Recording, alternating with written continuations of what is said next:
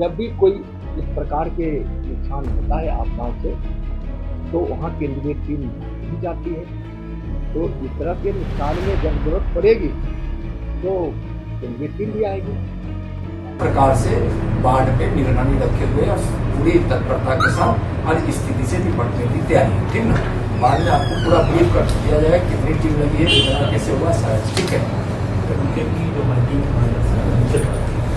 कभी जरूरत के हिसाब से 2 टीमें हैं सर, एक दीदारगंज से सहरसा की है सर, वो चुकी है। तो कल रात अभी सुबह अभी 11:15 बजे सर वो हो चुका है। एक तो बड़ी नमस्कार, आप देखना शुरू कर चुके हैं लाइव फीडीज को। मेरा नाम अभिषेक है। बिहार में नेपाल के पानी से भारी तबाही मच रही है। तबाही की तस्वीरें हम दिखा रहे हैं किस तरीके से कोसी हो, बागमती हो, गंडक हो, सभी नदियां उफान पर हैं और बिहार में भारी तबाही मच रही है। इसको लेकर केंद्रीय मंत्री नित्यानंद राय ने हाई लेवल बैठक की है। एनडीआरएफ के अधिकारियों के साथ बैठक की गई है और जो बाढ़ की स्थिति है उस पर समीक्षा की गई है और एनडीआरएफ की 11 टीमें क्षेत्रों में तैनात कर दी गई हैं। साथ ही साथ 8 टीमों को रिजर्व रखा गया है और पूरी मुस्तैदी के साथ एनडीआरएफ काम कर रही है। एनडीआरएफ की 11 टीमें मुस्तैद हैं और 8 टीमों के द्वारा निरीक्षण किया जा रहा है। 8 टीमें पहले से ही जो है वो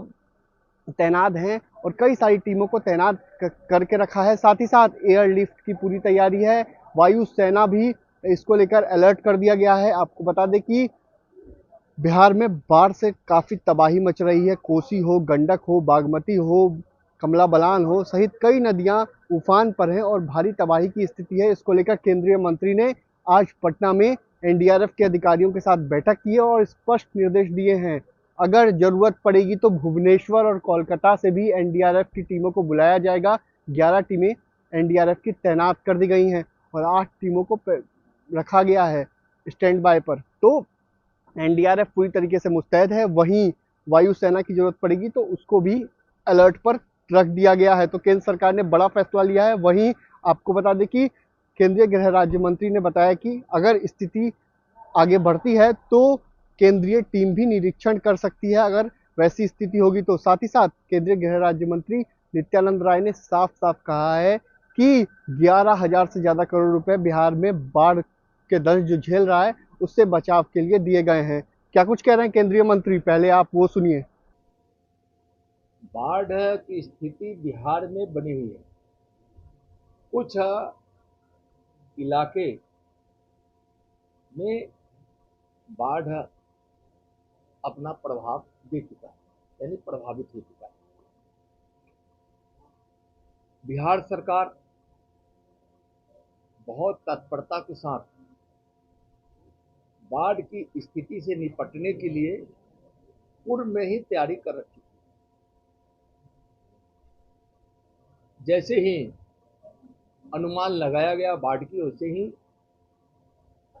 बिहार के माननीय मुख्यमंत्री नीतीश कुमार जी ने अपने अधिकारियों की सारी छुट्टियों को रद्द किए। आपातकालीन मीटिंग की गई और बाढ़ नियंत्रण के लिए जितने भी अवयव हैं सारी संस्थाओं को लगा दिया गया। एनडीआरएफ उसमें बहुत महत्वपूर्ण भूमिका निभाती है। आप सबको पता है कि एनडीआरएफ के प्रति एक इतना बड़ा विश्वास पूरी दुनिया को, भारत को, बिहार को जगा है, क्या सबको ज्ञात है। हमारी एनडीआरएफ की टीम यहाँ हर आपदा में बिहार के लोगों को सहयोग करने के लिए तैयार रहती है। अभी 8 टीम को रिजर्व में रखा गया है और 11 टीमें अभी बाढ़ प्रभावित क्षेत्रों में भेज दी गई और 11 टीमें विभिन्न स्थानों पे हैं। जैसे आप चंपारण के क्षेत्र में हैं, पूर्वी बिहार में हैं। पूर्वी बिहार मतलब कि उत्तर बिहार का जो पूर्वी हिस्सा है, क्योंकि कोसी में और गंडक में अभी बाढ़ के खतरे को ज़्यादा बताया गया, तो गंडक प्रभावित क्षेत्रों में और कोसी प्रभावित क्षेत्रों में भी भेजा गया।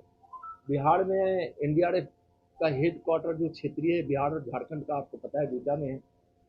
एक अपना केंद्र बाजार समिति जहाँ पहले हुआ करता था दीदारगंज वहाँ है, और एक अपना सेंटर सुपौल को भी बनाया गया है चकिया। अब 11 टीमें लगाई गई हैं और 8 टीमें रिजर्व हैं। जो 3 टीमें हेडक्वार्टर में भी है, 2 टीमें झारखंड में भी रखी गई है और 3 टीम को अलर्ट करके रखा गया है बनारस में। इसके साथ साथ अगर जरूरत पड़ गया बिहार को बाढ़ से निपटने के लिए, लोगों के सहयोग के लिए, तो फिर पुरी से भी, भुवनेश्वर से और पश्चिम बंगाल से भी हम एयरलिफ्ट करके हम यहाँ लाने की पूरी तैयारी करते हैं। बिहार सरकार की कई बैठकें एनडीआरएफ के साथ हुई है, हमारी भी बात सरकार से हुई है। और केंद्र सरकार, क्योंकि आपदा को बड़ी विपत्ति के रूप में हमारे प्रधानमंत्री जी देखते हैं और गृह मंत्री जी भी लगातार बिहार के बाढ़ की स्थिति पर निगरानी बनाए हुए हैं। उनका भी निर्देश है सरकार से लगातार बात करके जो भी सहायता पहुंचाया जाए पहुंचाने में कहीं कोई कमी नहीं रहे। मैं स्पष्ट रूप से कहना चाहता हूं कि एनडीआरएफ हर परिस्थिति में बिहार में बाढ़ से प्रभावित लोगों को सहयोग के लिए, रेस्क्यू करने के लिए, यहाँ तक कि जब हमारी एक टीम जाती है तो उनके साथ मेडिकल के भी कोई न कोई हमारे एक्सपर्ट रहते हैं। वहाँ उनके साथ बहुत सारे इक्विपमेंट्स ऐसे जाते हैं कि रेस्क्यू करने से लेके कहीं अगर किसी को जरूरत पड़ जाए उस समय हम उनको थोड़ी बहुत मेडिकल प्राथमिक सहायता भी करते हैं। पूरी सज्जा सामानों से सुसज्जित जो जरूरत होती है एनडीआरएफ की टीम। एनडीआरएफ बिहार सरकार से लगातार संपर्क में है। एसडीआरएफ भी एनडीआरएफ के साथ और एसडीआरएफ के साथ एनडीआरएफ काम कर रही है। मैं बिहार के वासियों को स्पष्ट रूप से यह विश्वास दिलाना चाहता हूं कि बाढ़ की स्थिति आ गई तो यह तो आपदा है ही, लेकिन उस परिस्थिति में भयभीत होने की जरूरत नहीं है, चिंता करने की जरूरत नहीं है। ऐसे समस्या है तो बाढ़ ही एक बड़ी समस्या है, फिर भी उस परिस्थिति में चिंता करने की जरूरत नहीं है। एनडीआरएफ पूरी तरह से तैयार है और बिहार सरकार के नेतृत्व में एनडीआरएफ हर प्रकार से सहायता करने के लिए तैयार है। अभी आप लोगों में से एक प्रश्न कर रहे थे कि बिहार में बाढ़ की स्थिति बनती है, तो आखिर यह समस्या तो सालों साल सदियों पुरानी है। समस्या का कारण हम सब जानते भी हैं और उस स्थिति से बिहार को निजात मिले जब से प्रधानमंत्री आदरणीय नरेंद्र मोदी जी बने हैं, उस समय से कई प्रयास किए गए। भारत नेपाल की संयुक्त इकाई पंचेश्वर विकास प्राधिकरण की स्थापना की गई। बनते ही 2014 की बात बताते हैं, सितंबर महीने में जैसे उन्होंने शपथ लिया, उसके तुरंत बाद पंचेश्वर बहुउद्देशीय परियोजना के डीपीआर तैयार कर लिए गए हैं। नेपाली पक्ष के साथ साझा किया गया है और उस पर वार्ता चल रही है कि किस प्रकार से हम आगे प्रगति करें जिससे नेपाल को भी फायदा पहुंचे और बिहार को भी फायदा पहुंचे। मई 2023 में जब नेपाल के माननीय प्रधानमंत्री जी भारत आए थे तो विशेष रूप से माननीय अपने देश के प्रधानमंत्री आदरणीय नरेंद्र मोदी जी ने उनसे बात की और द्विपक्षीय परियोजना को शीघ्र क्रियान्वयन किया जाए, इस पर वार्ता भी हुई। पंचेश्वर बहुउद्देशीय परियोजना के डीपीआर पर चर्चा हेतु विदेश विशेषज्ञों की टीम अक्टूबर 2023 में काठमांडू में बैठी थी और जल्द ही कुछ अच्छे परिणाम पर पहुंचेंगे। सप्तकोशी उच्च बांध अपना बहुत महत्वपूर्ण बांध है जिसके विषय में बार बार चर्चा होती है। सप्तकोशी उच्च बांध बहुउद्देशीय परियोजना और सुनकोशी स्टोरेज एवं डायवर्जन स्कीम जो कमला परियोजना सहित की डीपीआर भी उसकी भी तैयार कर ली गई और उस पर समझौता की भी सहमति बन गई। प्रधानमंत्री जी के निर्देश पर जल संसाधन पर संयुक्त समिति लगातार बैठती रहती है और एक बहुत बड़ी बात है, बिहार की इन आपदाओं से निपटा जाए। पिछले 2024 में माननीय प्रधानमंत्री जी ने जो प्रावधान कराया कि केंद्रीय बजट में 11,500 करोड़ रुपया बिहार के लोगों को जो दंश झेलना पड़ता है बाढ़ का, उसमें उनका दंश न झेले, बाढ़ को नियंत्रित किया जा सके या बाढ़ की स्थिति में हम उतना नुकसान नहीं पहुंचे जितना हमको बार बार उठाना पड़ा।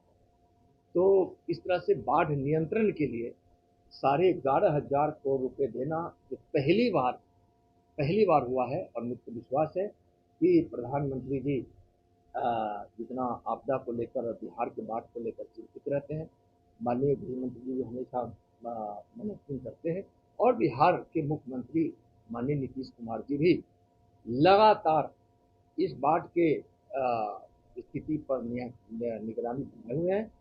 केंद्र सरकार और बिहार सरकार मिलकर, एनडीआरएफ, एसडीआरएफ मिलकर और सीबीडब्ल्यूसी के कोऑर्डिनेशन से, आईएमडी से लेकर जितनी भी इकाइयाँ हैं, हम सबके साथ कोऑर्डिनेशन में हैं, और जरूरत पड़ने पर हम यार सहयोग के लिए भी तैयार हैं। जरूरत पड़ेगा तो हम बिहार के बाढ़ के क्षेत्रों में हम हवाई सहयोग जो होता है, या सहयोग जिसको हम सब बोलते हैं, बिहार को देने के लिए केंद्र सरकार तैयार है।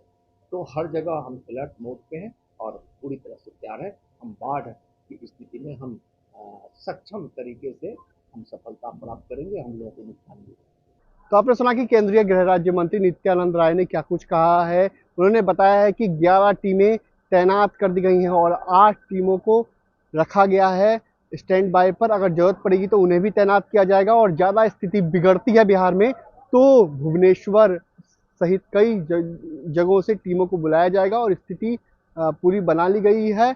और अगर ज़रूरत पड़ी तो वायुसेना से भी मदद ली जाएगी और एयरलिफ्ट किया जाएगा लोगों को। तो बने रहिए लाइव सिटीज़ के साथ। हमारे यूट्यूब चैनल को सब्सक्राइब करिए, उसको लाइक करिए।